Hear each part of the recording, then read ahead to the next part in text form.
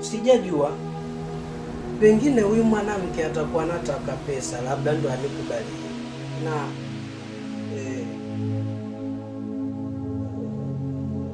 nimefikiria, sijui kama niko sahihi, lakini nataka nikampe labda 500,000 hela ya matumizi, pengine nitamshawishi kaka.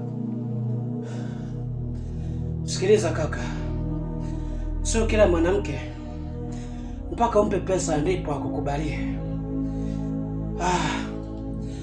Mwanamke huyo hata kama atakubali kwa sababu ya kishawishi cha pesa zako, ipo siku usipokuwa nazo atakusumbua. Kikubwa muombe Mungu umpata mwanamke ambaye hatoshawishika na pesa zako, bali wewe kama wewe. Kwa mawazo yako, hapana, hayako sahihi. Lakini pia sio kila mwanamke yuko kiharakati. Sio kila mwanamke mpaka umpe pesa ndipo ukubali.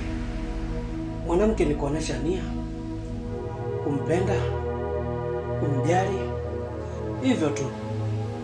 Kwa hiyo hakuna sababu ya kutumia nguvu nyingi sana ya pesa. Mwanamke asipokuhitaji, asipokupenda, tena naye tafuta mwanamke ambaye atakubali kuwa na wewe kulingana vile ulivyo, na si kwa sababu una gari, si kwa sababu una pesa, si kwa sababu una nyumba. Take care.